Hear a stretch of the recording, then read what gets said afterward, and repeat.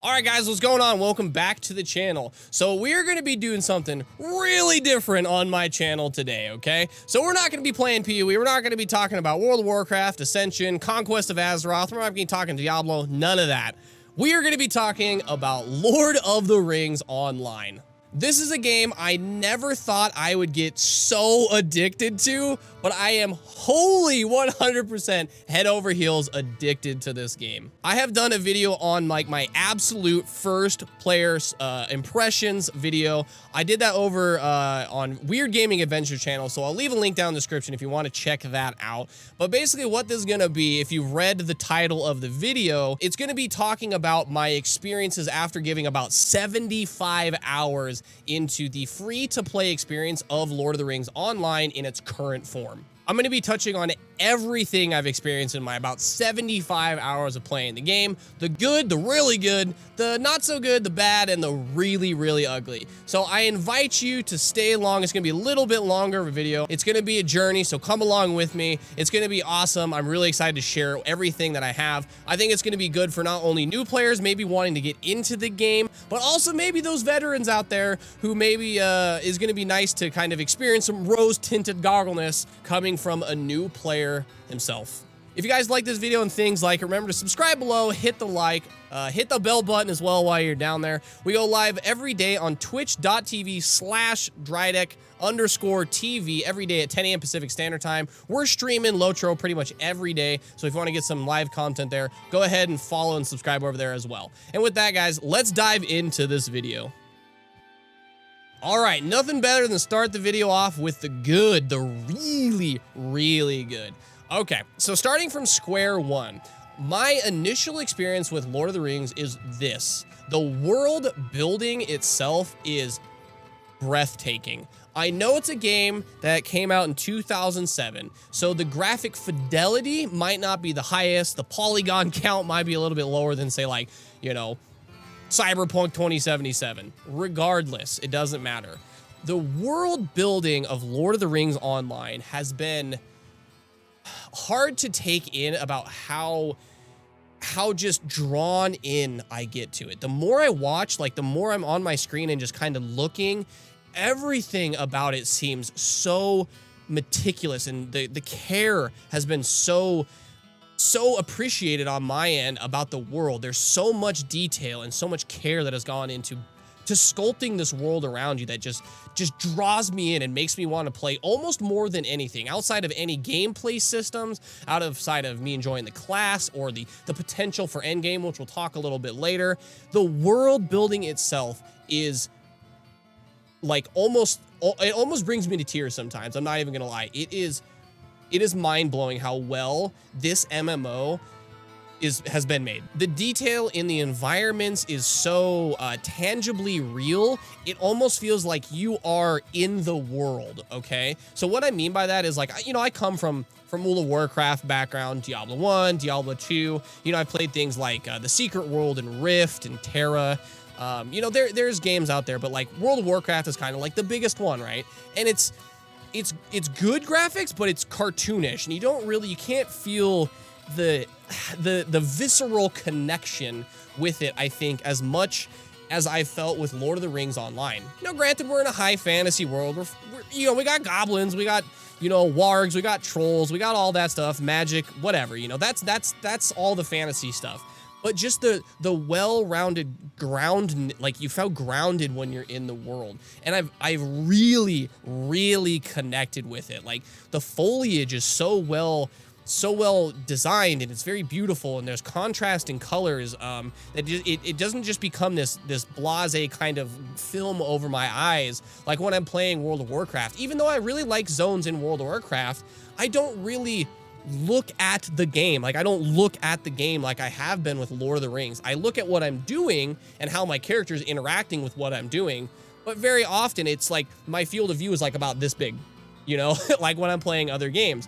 This one, I take in everything. The skyboxes are beautiful. The verticality of everything. There's many different layers. There's ramps and hills and caves. The trees themselves are different and varied, and they all have characteristics, and they don't just look like they've been copy pasted. I know they have, obviously, for like for game development reasons. Just everything is just so, man, it's gorgeous. And without spending too much more time on it, I will just say, if you are like someone who really isn't into like gameplay, not really someone who's like a hardcore gamer, but wants a world and a story to get completely absorbed into and lost in, play Lord of the Rings Online. You will not regret it. So touching on some of the more technical aspects of the game that I really, really like. So quest density around hubs, there are the quest hubs in the game, is phenomenal. When you collect 7 or 8 quests, they're all within literally like a little tiny circle. Some might have you running around for like some lore reasons and whatnot, but for the majority of them, probably I'd say 80% of the quests that you gather around hubs are within striking distance, okay? And as a free-to-play player, you're not gonna have access to a mount, so they've done a very good job about making sure that outside of the ones that like you have to travel, and we'll get into that a little bit, there are very closely packed around the hub. So even if you don't have a mount or a movement speed bonus on your class, you can still access the quests in a very quick and meaningful way, which makes leveling very, very smooth. Another thing that I really, really like about this game is the looting system specifically. So you might notice somewhere in my screen down here in the corner, or if you've played before, when you kill a monster and you don't have to loot it, right? It goes into a looting bag, a holding bag essentially, that has up to 50 slots. And you can loot that up to an hour after you've killed the monster. So what this does, it allows you to just turn your brain off if you just want to go farm hides or, you know, rocks or whatever. It doesn't matter. You're trying to just farm, right? You can just turn your brain off, kill a bunch of monsters, head back to the town, and then fill your bags up here a couple times and just sell off the loot, send stuff to alts that you need, put stuff, you know, on the auction house through other people. It's very, very nice. And I honestly, I gotta say, as someone who really, really likes to just grind monsters for gold, Lord of the Rings looting system is like, I can't even explain to you how amazing it is to interact with. Even from an early level,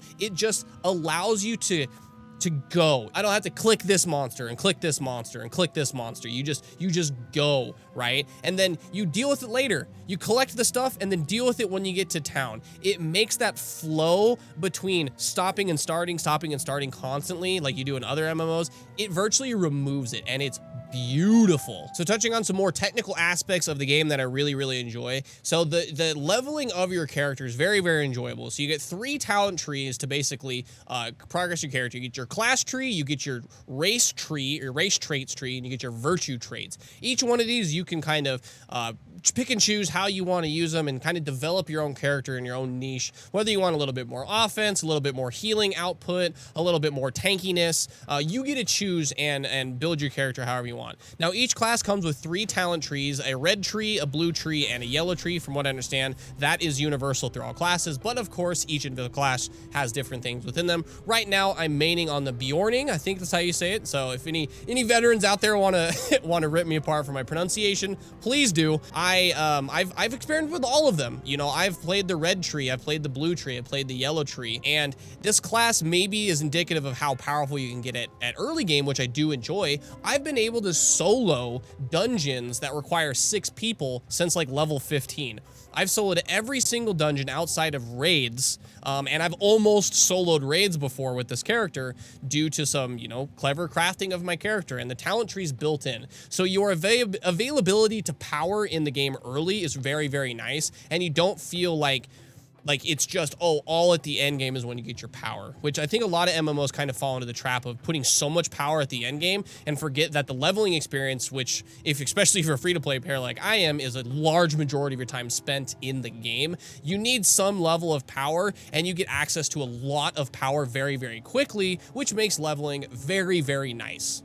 With all that out of the way, let's start talking about some of the not so good things, and this whole, I guess, sections or multiple sections of stuff is going to revolve specifically around being a free-to-play player. So I haven't spent any money on the game. You can subscribe, you can become a VIP, you can spend money to get these mithril coins. It's basically just gems like in any other, you know, premium currency to get everything under the sun. You can unlock expansions, you can unlock content, you can unlock quest lines, you can get character boosts, mounts, bag space, all that other stuff. That's all locked behind the premium store. And you know, it is a free-to-play game. I do understand they need to make money because the game's been on kind of life support for a long period of time. I would just say that the amount of things locked behind it and the level at which you need to interact with to achieve those is a little silly. So bad. Not the worst thing in the world. It doesn't break the game for me.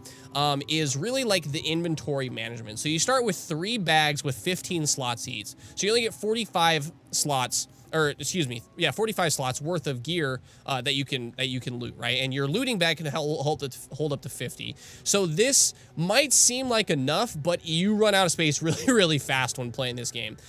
Most free-to-play games kind of have this unfortunate problem to create a FOMO type environment where you're like, man, I get my bags get flooded with all this useless junk very quickly, and it kind of pushes people into the premium shop to buy more bags, buy more access to storage. I understand it's a very viable way of making money, but kind of strong arming people into it too much does suck. LOTRO, while it is a free-to-play game, is not the worst offender I've seen. I've seen some games that are way worse in that aspect, where they just flood you with stuff to make you feel overwhelmed to then push you into the shop. LOTRO doesn't do it to the point of which I've ever seen, but it is still a little bit too much. And especially if you do any kind of like professions where you need to hold ore in your bag, or bars, or you know, leather or wood to make weapons.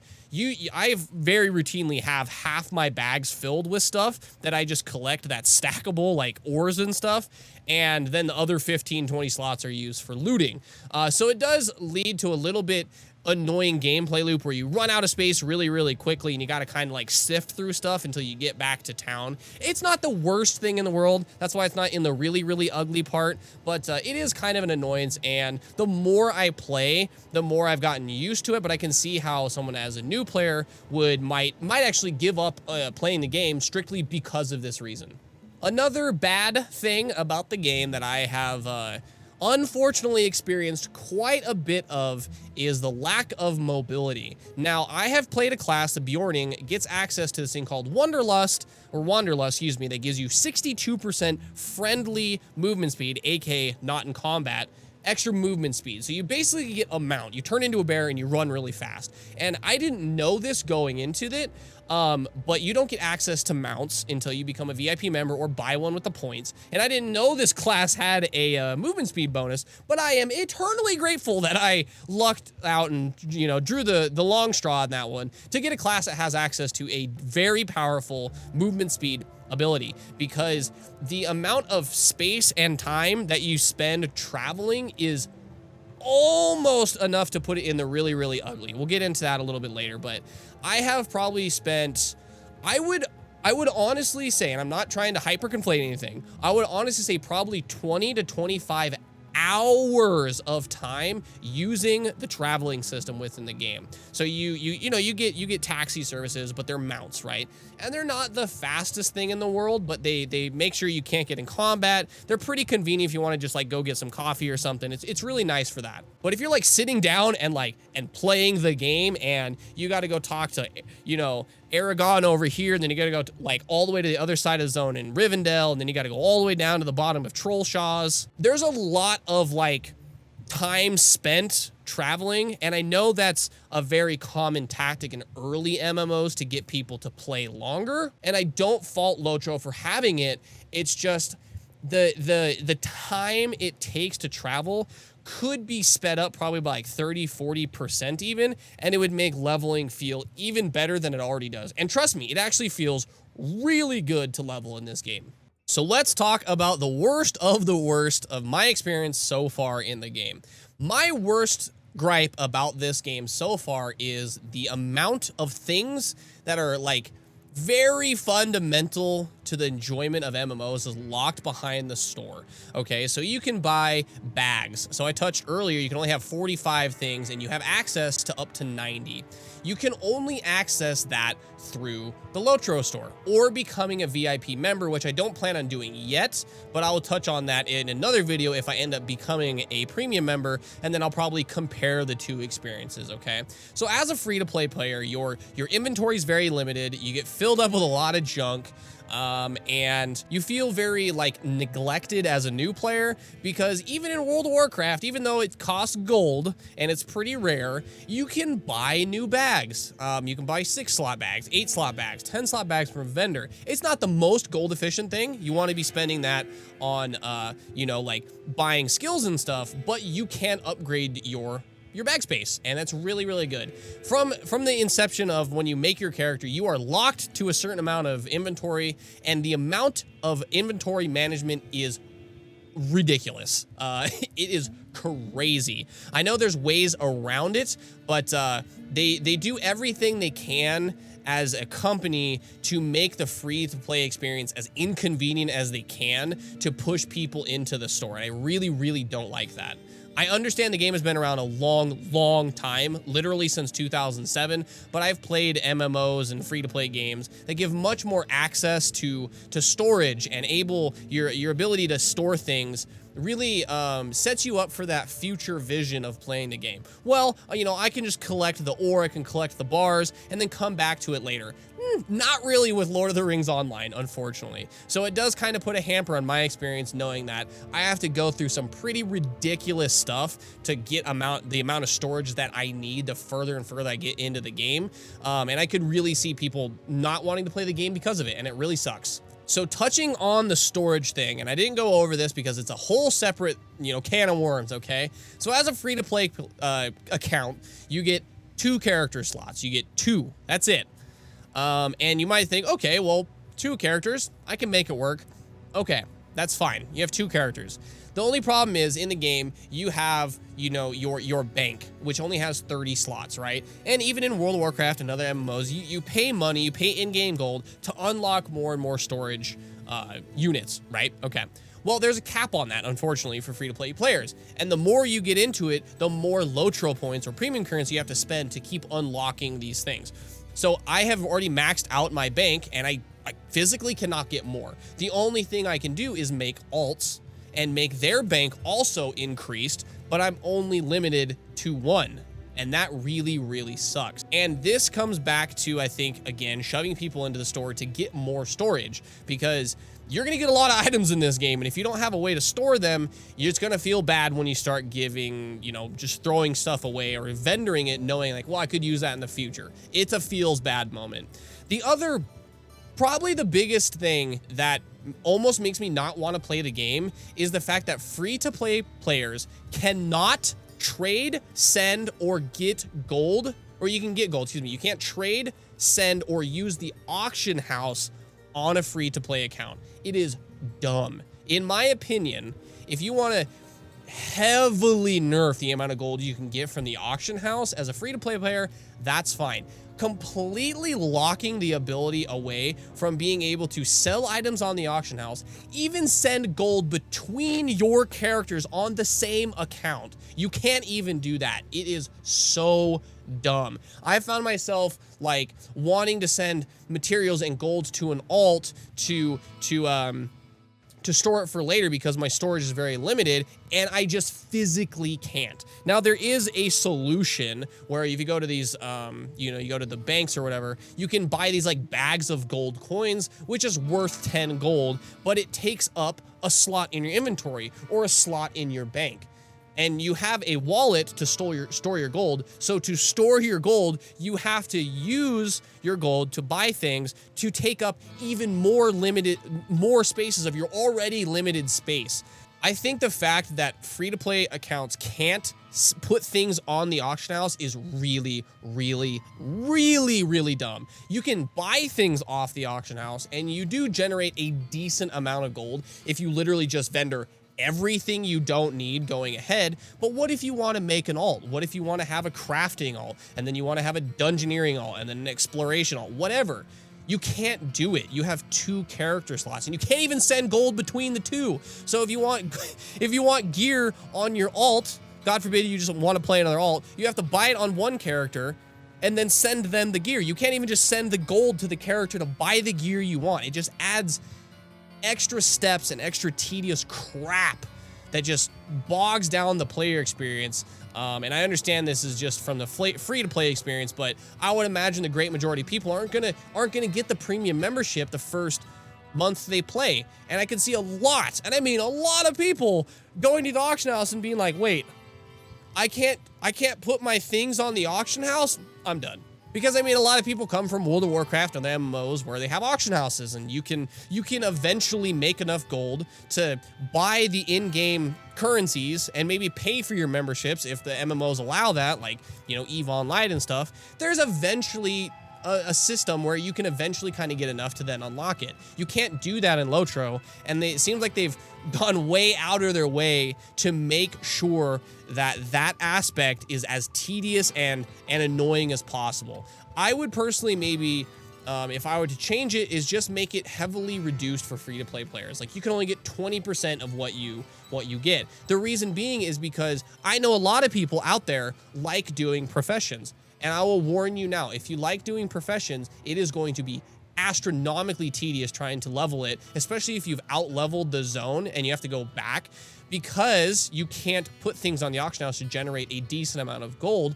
The lower level materials are astronomically expensive compared to the amount of effort it takes to get in it, because nobody's there anymore. Everyone's majority is like higher level, so access to those lower level materials is very limited, and you're going to spend, I mean, I've literally seen someone put the lowest level ore, 20 of them, for 100 gold on the auction house. That doesn't seem like a lot, but in the entire time playing my Bjorning and selling literally hundreds of things and generating crazy gold, I maybe have gotten 100 gold total the entire time I've played in 75 hours. So to spend 100 gold on 20 ore, which you need hundreds to level up the appropriate professions, I can promise you that if you're a profession guy, this game might not be for you. But you can eventually get to the point where you get familiar with the crafting systems to not run into the unfortunate event where you need to buy stuff off the auction house for ultra inflated prices, because the people at the very top end, the veterans, and nothing against you guys, have the materials, and you're selling it to make gold, which I don't blame you. I would make gold if I could too, but you can't use the auction house, and it really, really sucks. All right, so that is kind of my 75-hour take on Lord of the Rings Online. Ultimately, at the end of the day, after watching the video and hearing everything I have to say, would I recommend someone to play the game in its current form in the free-to-play category? Yes, I would. The game is beautiful, man. I have been, like, it's hard to get through the screen and through my words about the level of joy that I've gotten from the game. It's been years, maybe a decade, since I've been this, like, excited to play an MMO, and I've been playing MMOs my whole life. I play World of Warcraft private servers, I play, you know, RuneScape, all these things, and Lord of the Rings has really ignited my love for the MMO and everything it's doing, even the bad stuff, even the really bad stuff. It's such a beautifully crafted game, and if you haven't yet, play it. You will not regret it, I promise. And with that, this video is done, guys. Remember to subscribe below, hit the like, give that bell button a ring-a-ling too. We go live every day on Twitch over at twitch.tv/drydeck_TV every day, 10 a.m. Pacific Standard Time. We're going to be streaming more LOTRO. I don't even know how long until I get burnt out of the game, but if you like this content, I will see you guys in the next video. Peace!